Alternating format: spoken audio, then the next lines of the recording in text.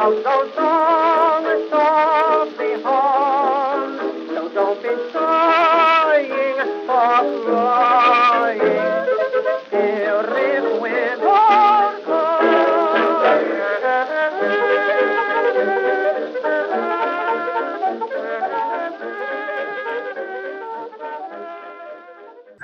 All right, welcome to another Lawyers, Guns, and Money podcast. I'm Scott R. Kaufman, SEK. This is my friend Stephen Attewell, and we will be discussing the latest episode of Game of Thrones, entitled horribly The Climb. No thematic resonance at all. Yeah, they need to apologize for that at some future point. But all right, I'm going to let Stephen get started, and we're going to pick up sort of where we left off with the discussion of religion. So go for it, Stephen.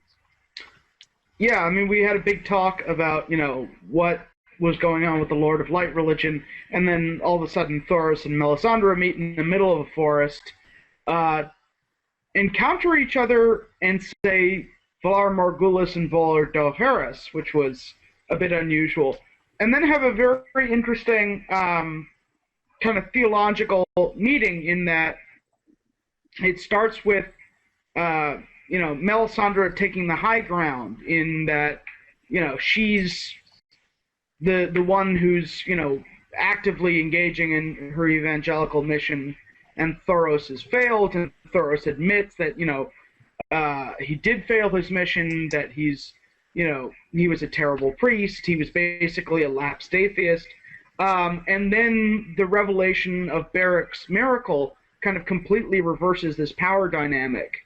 And Melisandre is astonished and is put in the place of someone who doesn't believe, that she says, this isn't possible. You shouldn't have this power. And she's almost a little bit jealous. What do you think? I thought that scene was really sort of well set up in that we had these sort of iconic images initially of Melisandre. She's walking out, and it's this nice shallow focus. She has on the red gown, and she's, we have all these close-ups of her. We're supposed to still see her as the mysterious figure, and then when she gets inside with them, it all changes. The lighting goes low-key. Mm-hmm. The focus isn't on her. It's as if the camera is recapitulating the negotiation that's going on between these characters, as if it's sort of putting her in her place. And it's something we'll see later in the episode again with Cersei and Tyrion. And we actually see quite a bit of it through this episode. No, I mean,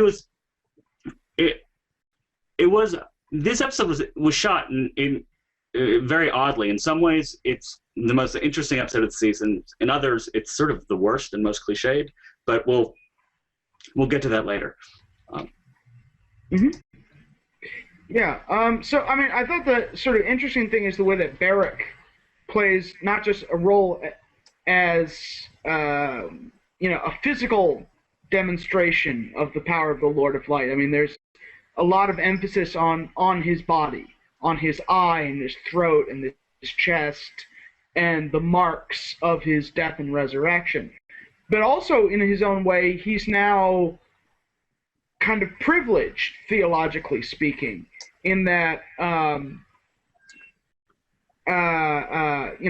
he's been to the other side, and he has the kind of the religious authority now to sort of say there is no other side. There's just the darkness, which Melisandre clearly finds rather frightening.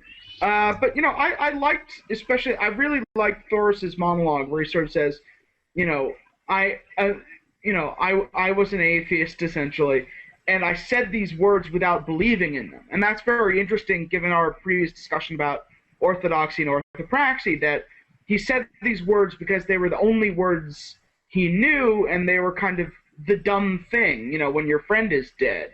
And then all of a sudden they have a power seemingly totally unconnected with the actual kind of belief behind it.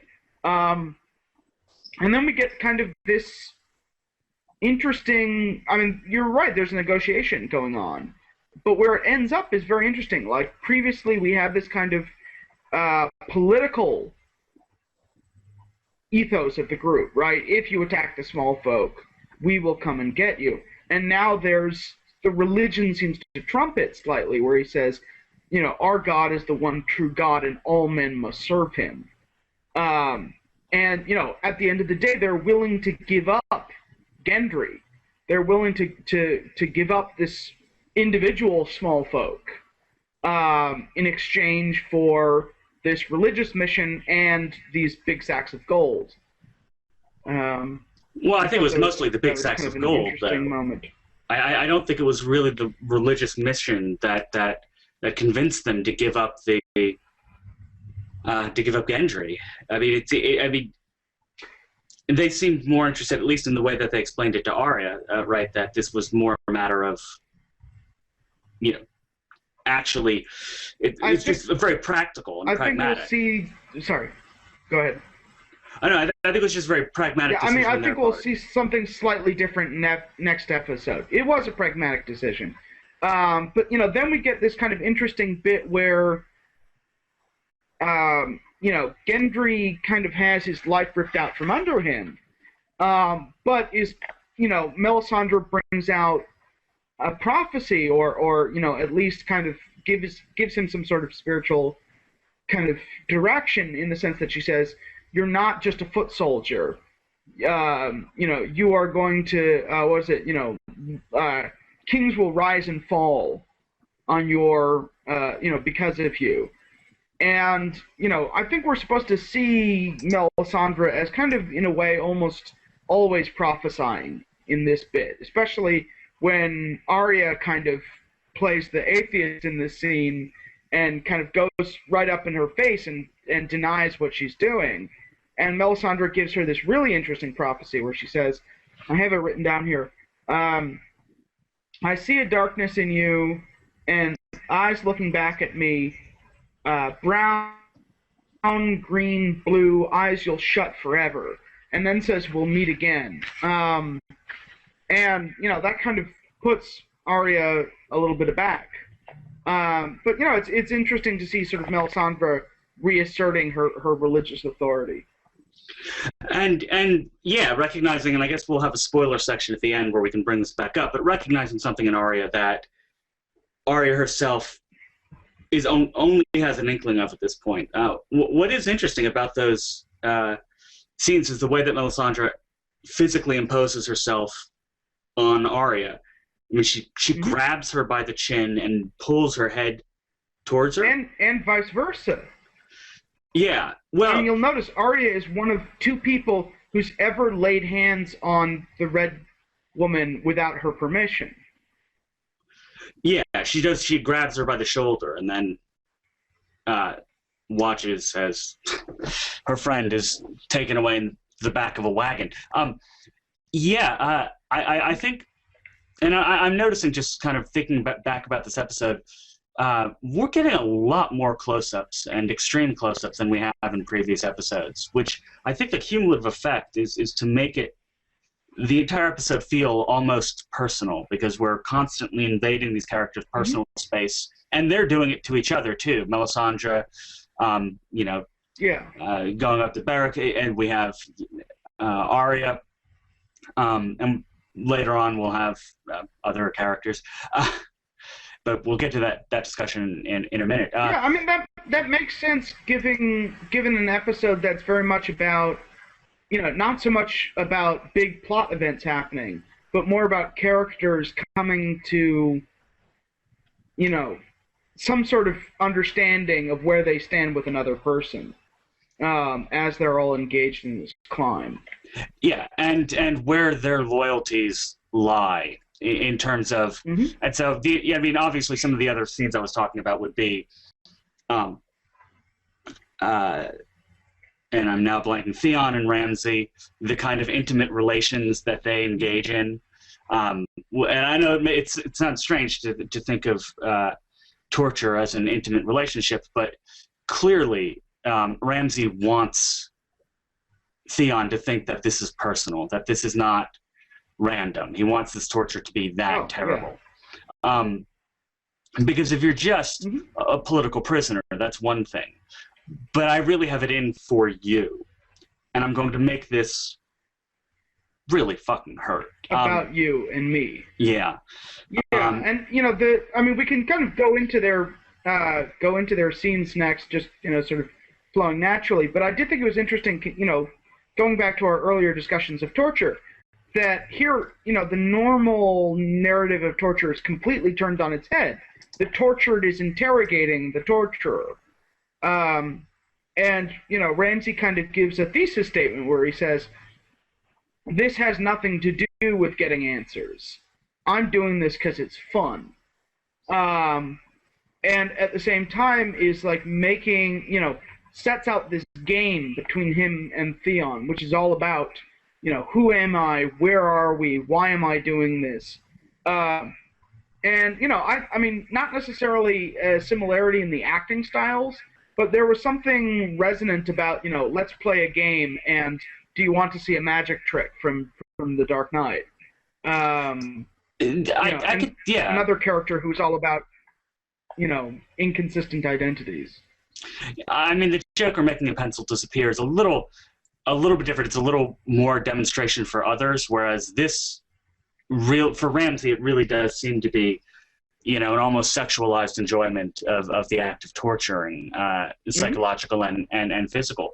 But it parallels, actually, sort of Theon's treatment of women early in season 1, where they didn't necessarily want to be with him, but because he is who he is, and they are who they are, this is how the relationship's going to work. And, Ramsey's doing the same thing. He's saying, this is about you and me. We're a team here, and now I'm going to flay your finger. Don't you like this game? Yeah. Isn't it fun? And it's especially interesting. I mean, given Theon's issues with women, which were explored in season 1 and season 2, never quite fully. But he liked to. At least with Osha, he wanted to kind of make her consent to what was going on. And, also with the girl in the boat. And, not with Roz, with his he sister. didn't want to pay for sex. I mean, he assaulted his sister. But, the thing with Ramsey is it's not enough for him to cut bits off of you. He makes you ask him to do it. And there's an element of not just torturing a subject, but making them an actor in their own physical, humiliation that is really disturbing, and, kind of a signature of Ramsey. Well, and it's a way to, without saying too much about where this relationship is headed, but it's a way to keep someone broken. If you make them believe that they've done this to themselves, the odds of them leaving you are going to be, nowhere near as great, because they feel not only do they deserve this, but they've requested it. And who are they to complain at the way that they've been treated when all of their torture has done is exactly what they asked them to do? A sort of self-fulfilling Stockholm syndrome, almost. But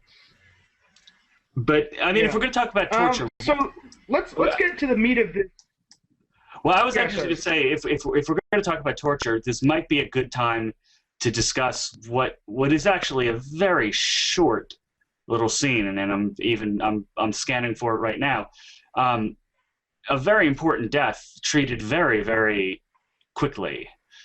And the torture isn't shown, it's merely suggested. It begins, and we're talking obviously about Joffrey and Roz, and it begins with a long shot of Joffrey lounging on a couch, a crossbow in his arm, and in this very comfortable position.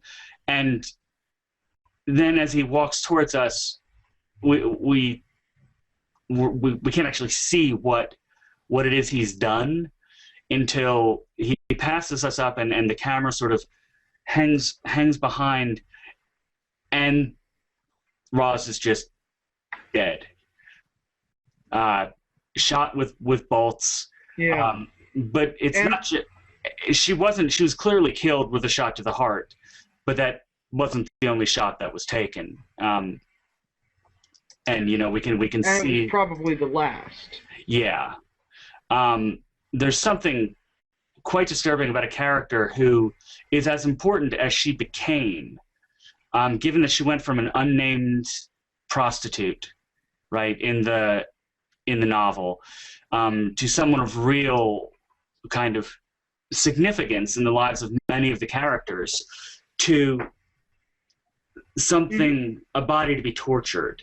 And it seems strange to me that they would go to this great length to give her a name. Yeah. Go on. Well, I was going to say that, the way that they shot her body was disturbingly sexualized and kind of reminded me of, like, Catholic martyr iconography, but, also in that kind of ecstatic, post-Catholic Counter-Reformation, Rococo style where it's all about religious ecstasy. I mean, it was just like, it felt weird to see that tableau. Well, it was basically Saint Sebastian, right? I mean, it was, and, pierced with all the arrows. And the one thing that, when you say it's sexualized, one of the reasons is that there's evidence of pleasure in the act of killing her. He shoots her, like, in the knee, in the shin.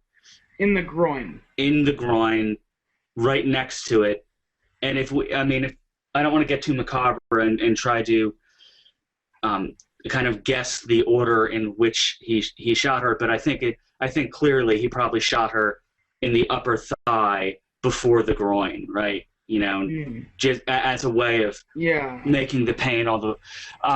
This is getting kind of gruesome. I mean, the only thing I'll say, just kind of, I'll leave some of this discussion for the spoiler section, is just either this choice is intended to send something up down the line, or it feels spectacularly misjudged. Because we already know that Joffrey is a sexual sadist, and we don't learn anything new from this. And we know that Littlefinger is someone who will sell death to people who are willing to buy it. So, we didn't really learn that much, unless it's setting up what I think it's setting up. So shall we get into this kind of the climb? Yeah. I guess we have to. I hate talking about it like that, but yeah. Do you want me to start? Do you want to? Well, I mean, I've got some thoughts. One of which is I think there's an interesting parallel made. Where Ygritte is basically arguing to Jon that they should have a personal loyalty to each other instead of a political loyalty to either the Night's Watch or to Mance Rayder, as sort of similar to the way that Gendry ultimately becomes disposable to the Brotherhood without banners. And we see, in their climb, Orell tries to kill them both. Ygritte accidentally causes the death of fellow wildlings. But at the end of the day, they save each other.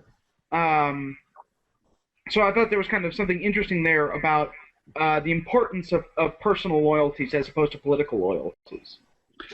Yeah, and I mean, it was a little. And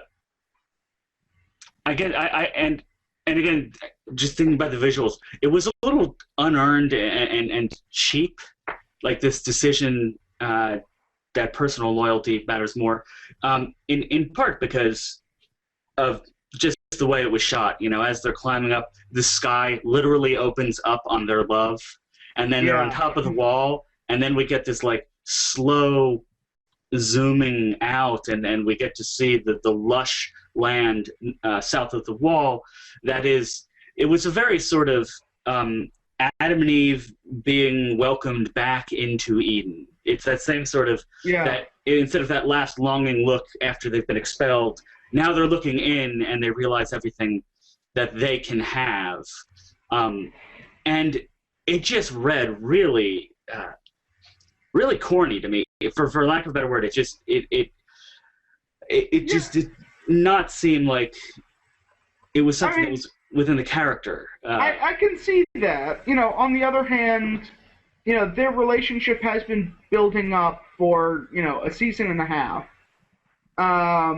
And, what I did like is, as kind of corny the shot was, if we compare the closing shot of this episode to the closing shot of episode 4, they are kind of getting better at scale, despite the limited, the budgets that they're working with.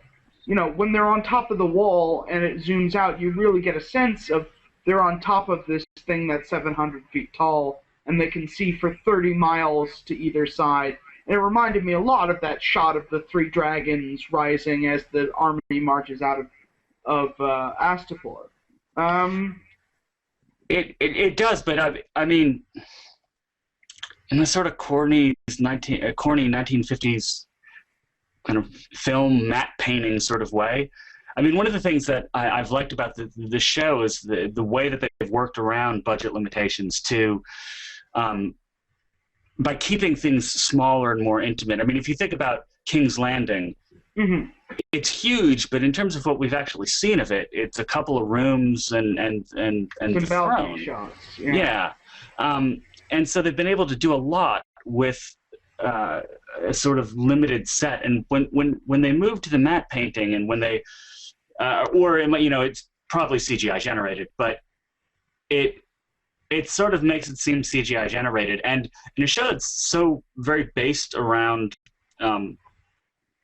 relationships, especially at a moment in the show where relationships are the central issue, to sort of pull the viewer out and make them cognizant of the fact that this is not real. Just it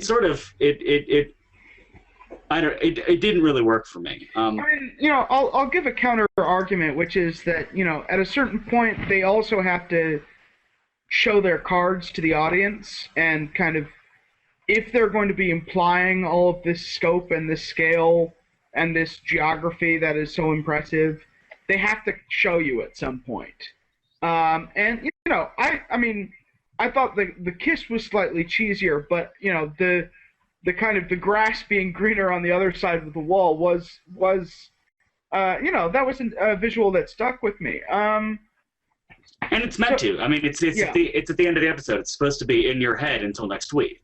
Yeah. And so we'll see how they start the next episode. Yeah. So speaking of kind of people working out relationships, do you want to do this Tywin, Olenna, then Tyrion dealing with the fallout, and then ending with Varys and Littlefinger? I'm fine with that. I'll let you take because I know how you feel about Olenna, so I'll let you handle that one. Well, I mean, I loved Tywin and Olenna going at it. These two kind of elder statesmen, classically trained. Well, actually, I don't know about Diana Rigg, but these British character actor titans, really just kind of going at it no holds barred. And it's a very interesting tactical discussion where all kinds of things are being used as leverage, where Olenna is bringing up Cersei's fertility and the extent to which that is something that can still be counted on. Tywin brings up Loras's homosexuality, and he seems to be taking this kind of social conservative side, but at the end of the day he still says, oh well, Loras can be a member of the Kingsguard. He's still a worthy soldier, warrior, in order to do that. And at the same time, as much as Olenna says, it's natural for two boys to, screw each other, and asks Tywin, did you ever? At the end of the day, she needs Loras to sire a child. there's a limit to how far her tolerance goes, and I think they both know that. And, you know, it was interesting to see Olenna finally lose a fight, because at the end of the day, Tywin does have the better cards, that he can order Loras to join the King's Guard. And, you know, he does have the throne at the moment for, you know, however tenuous his claim is. It's a lie that they both have to accept. Yeah, and you get the sense that Olenna actually enjoyed losing more to him than she did, you know, defeating Tyrion, because she was in the presence of a more worthy opponent. The actual shot sequence was much more combative. There's this old kind of trick in directing that you can have two people talking about, you know, ice cream. But if you cut back and forth between them quickly enough, they will appear to be arguing. Here they were using that sort of quick editing to make these two appear to be having a much more vicious and intense argument than they were actually having. So on the one hand, they were both being very tactical, and they both knew which cards the other one held, but the camera was telling us this is a knockdown, drag-out argument. And it creates this nice, creepy sense of these two old people, you know, engaged in a sort of vicious, almost barroom-type argument. And it goes, and this pattern continues until the very end of the conversation, when Tywin finally stands up and starts walking around. And that's when it's clear to everyone involved that he's won. And now, much like Ramsay wants, he doesn't just want to torture Theon. He wants Theon to accept himself as an object of torture. In the same way, Tywin doesn't just want to defeat Olenna. He wants her to recognize. Yeah, and to accept that that this is final. You know, and then we get this hilariously awkward bit, you know, right after this serious fight, this kind of comedic scene between Sansa and Loras, where, you know, clearly she has the worst gaydar of anyone in Westeros, and Loras, you know, for all that last episode he said no one guessed, is really bad at playing straight. Yeah, and, you know, there wasn't really that much that I thought that was interesting in that scene, except for the fact, right, that it's used as a segue because Cersei's watching it. Yeah, I did like that they were being surveilled as they're having this conversation. Which goes in very well with the fact that the next conversation after Cersei and Tyrion is going to be Varys and Littlefinger, right? I mean, this is Cersei actually being one of the, you know, little birds, yeah. And I found the Cersei Tyrion scene much more interesting because right from the get-go, so starting at, you know, 40, 43, 38, and then moving forward, and so 40, 43, 33, for example, because Tyrion's in the foreground, Cersei's in the background, they're the same height. And then when Cersei enters the room, she immediately sits down while Tyrion paces around, meaning that, again, they're the same height throughout the entire scene. And because they're in a similar situation. That they've both been shoved into a doomed marriage, and they're kind of contemplating the objects of their marriage below them, in part because they have more information and thus much more power than the people they're watching. Yeah, it's just one of those interesting kind of things about having, you know, employing a little person in a series, is that you know that the shot is being heavily manipulated if, for example, he's the same height as everyone else in the scene. And the directors, and I'm guessing the script Bible, loves to play with this, to make Tyrion a physical equal to those around him. And for him to become a physical equal with Cersei at this moment, right, when, in fact, I mean, Tyrion actually has more to gain from this potential marriage than Cersei does from hers. Yeah, well, and that's, baked into the nature of gender in Westeros. Yeah, but also in terms of the fact that they're both skilled players of of the game, Cersei is sort of acknowledging that he has the better hand for possibly the first time in his life. He's right, and she sort of almost defers to him and sort of. Yeah, I wasn't super thrilled about that part of it. Making Joffrey be the one who ordered Tyrion's assassination, and I'll talk more about this in the spoiler section. That they've gone to significant lengths to soften Cersei, and I'm wondering if there isn't a point at which they need to stop. But I'll talk about more of that later. I did want to briefly just, people should pay a little bit of attention, to the Robb treaty with the phrase, just because it's another parallel of a forced marriage being made, to win a war. And, there was kind of also another interesting parallel with Jaime's treaty with Roose Bolton, where everyone's trying to work out where they stand in relation to this war. No, you mean sit, where they sit in relation where to the war. Because, I'm sorry. Well, because in all of these scenes that you're mentioning, they're all very much based around positions at a table, right? There's a good 20 minutes in the episode, beginning with Robb, and then going through Jaime, and then through to Olenna and Tywin, where we have a good 20 minutes solid of people sitting down, which makes for very exciting television, right? It's all right, we have people sitting around a table. Cut to a scene of people sitting around a table. Cut to a scene of more people sitting around a table. But they have some nice ways of differentiating them. I mean, in this scene, I thought the casting directors have done a marvelous job with these Freys, because they all look like this bizarre tribe of hillbillies who have no chins, and they just, you can almost, they almost feel oily through the screen. And they all have those weird caps. Love the hats. Gotta have the hats. But it's weird because in that sequence, everyone, it's so darkly lit. Everyone seems to sort of fade into the background, right?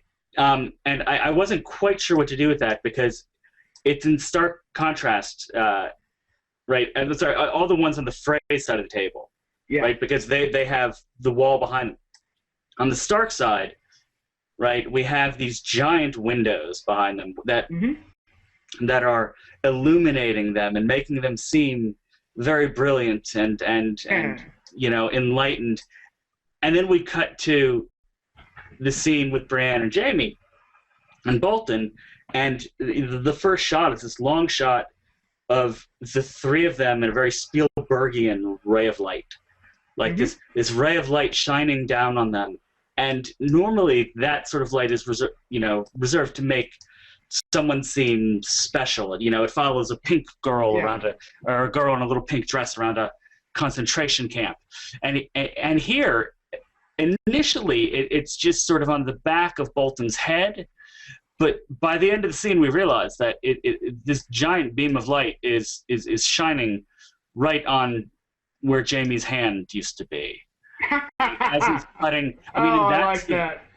So if you look at 34:15, or I'm sorry, 33:26, it's this giant shaft of light on, and then Brienne sticks her hand into it, and when she that was a great bit of comedy where Jaime failing at dinner.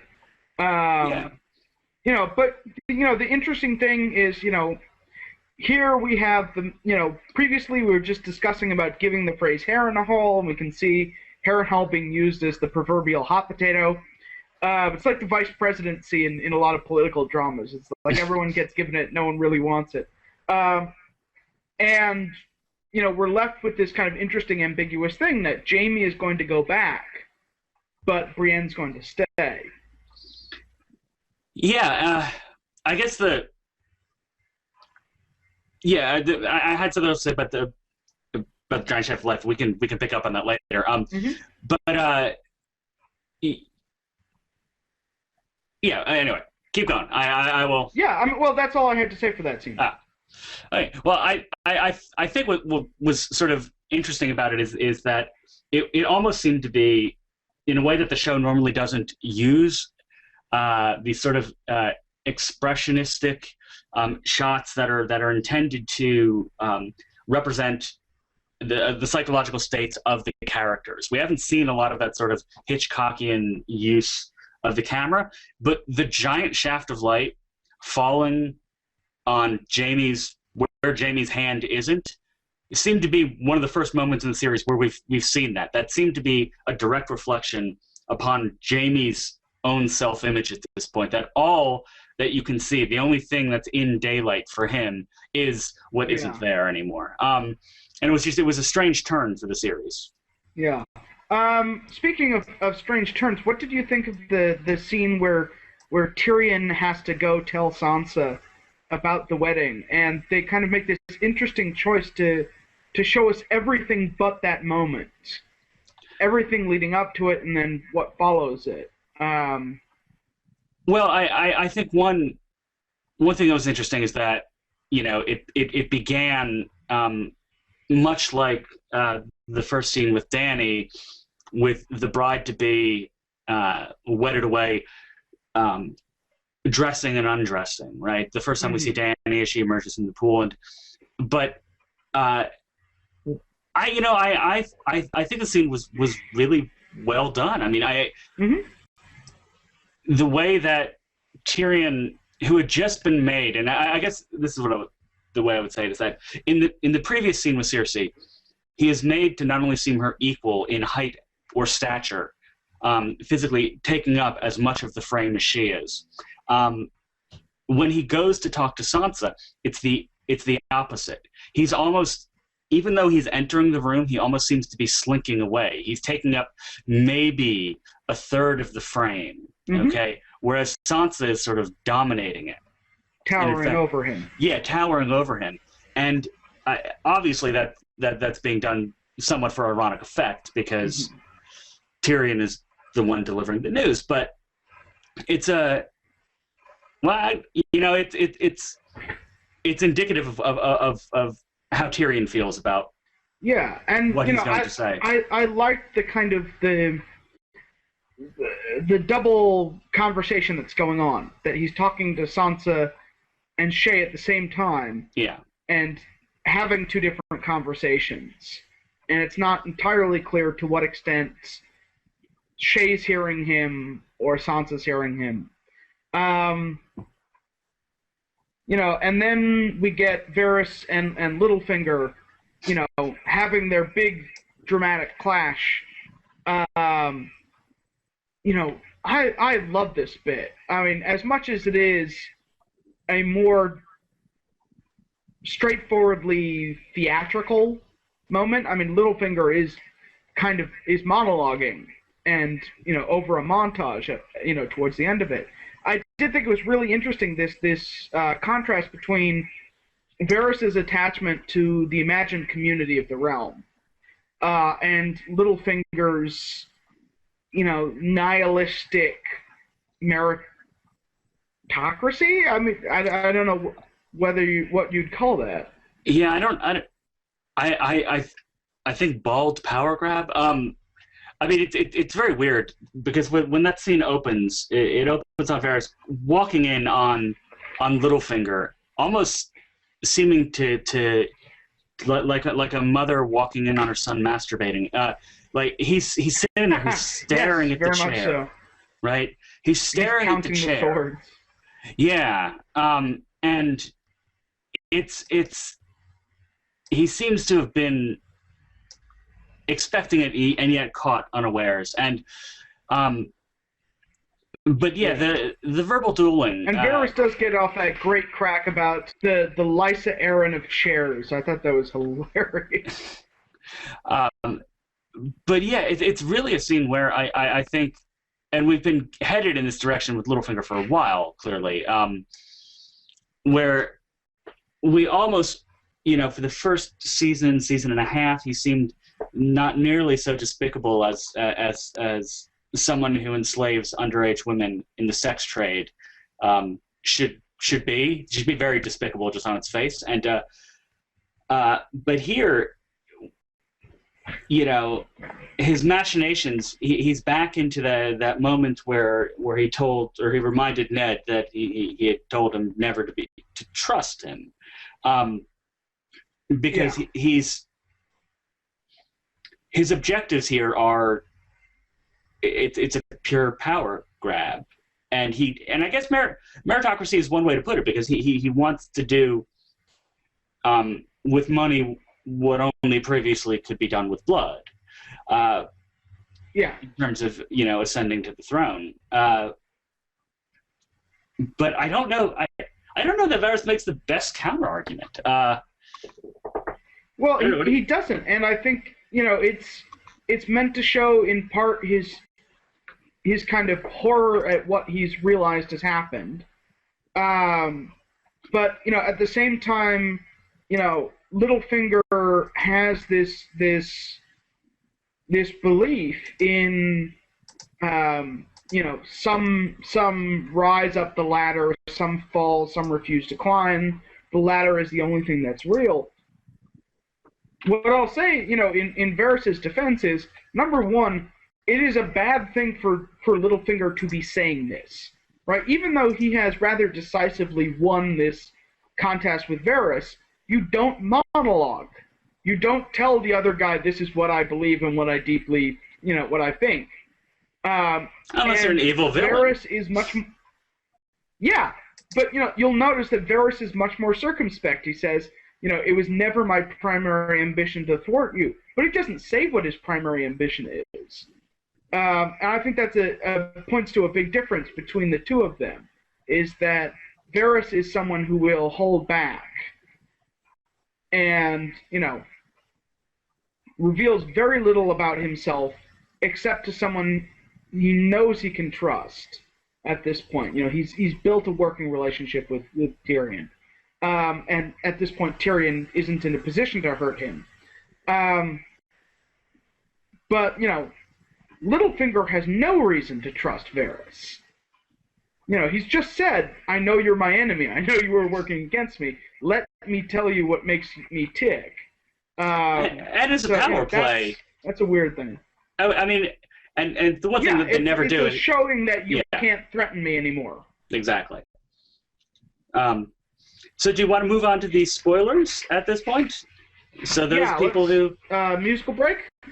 Do you want to do it ourselves? I think I have a harmonica somewhere around here, or I guess we can... I can't carry a tune to save my life, so... Yeah, and no one likes hearing deaf men sing, so...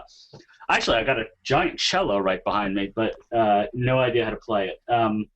And a stick and a bicycle. I could make noise, but I think this is probably long enough of a quasi-musical interlude that we can now officially say we're going to be discussing spoilers. We hope those of you who haven't read the books have turned this podcast off already. Actually, it doesn't matter, because as it turns out, the internet connection that we were using completely crapped out at this point, so don't worry about spoilers. We'll get to that in a supplemental podcast Friday or Saturday. All right, thank you for listening. Bye.